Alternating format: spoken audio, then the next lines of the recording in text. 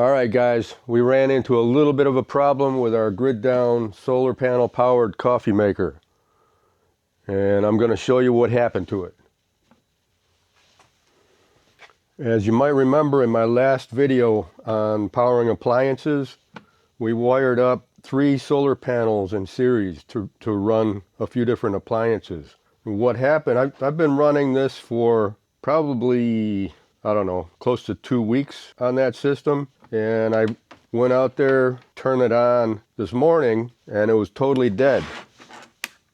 Nothing. Had nothing. So I brought it in here and took the bottom off of it. Let me see if we can get up a little bit higher here. So what we've got going on here, power comes in through the switch. You've got a resistive heating element. This is the tube that the water goes through. Then there's a resistive heating element underneath that. And then one side of the switch runs into this bimetal temperature switch. Goes through, there's 2 fuses, and then it hits the other side of the heating element here. Let me get a multimeter going here. What I found was there was no continuity when the heating element was cold through this bimetal switch. So I'm theorizing, switch open, got an arc flash and melted the contact. So I already replaced it. This is a different one from this old coffee maker over here that had a blown fuse in it. So I guess the heating element, I don't know, something blew the fuse, so I'm not sure what that was. But this is an old coffee maker. I never had it on DC or anything. It's just defective. So I took the bimetal switch off of this one, which was still good. This is the bad one that I took out of there. So let's take a look here. We'll probe this. See, it's totally, there's no continuity there. Whereas if we probe the one I put in there, that's got continuity. Needless to say, I'm not going to plug this back into DC, but if you were in a zombie apocalypse kind of situation and this happened, you could just short this bimetal switch out and be back in business. You just have to watch that you make your pot of coffee and you turn it off right away. And I would actually pull the plug instead of turning the switch off.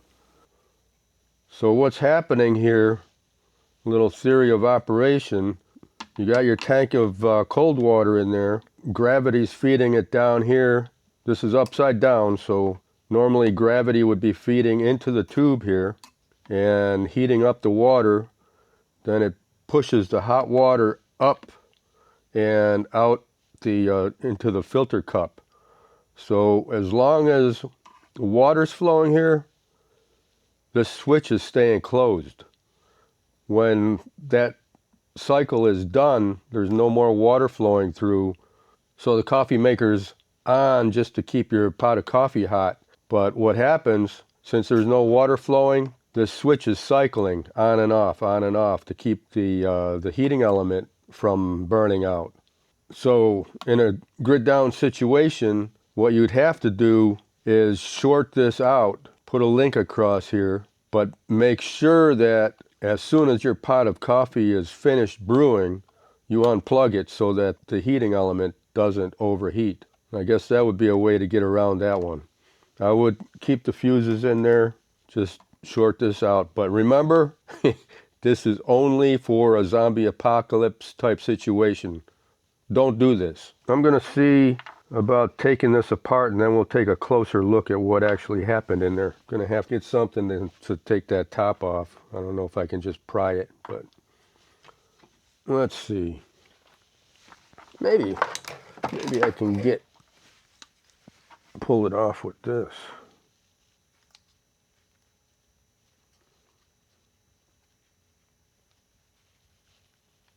Yes. Peel it open.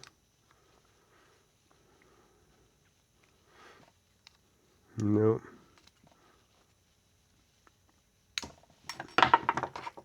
Let's try this. There we go.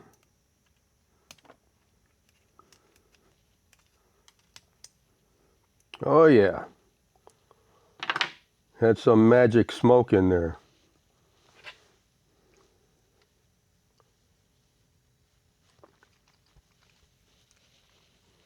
Let me get my magnifiers on here so I can see what the heck's going on. But that contact down there looks pretty melted. So that's exactly what happened. Since it's DC, the contact's opened and we got an arc flash across it, and it melted the one contact. All right guys, so like I said, this is only for dire emergencies. Don't blame me if something burns out, okay? If anybody has any good ideas on how to modify something like this to run on DC where we don't have an arc flash situation, go ahead and put that in the comments below. All right guys, until next time, I'll catch you all later.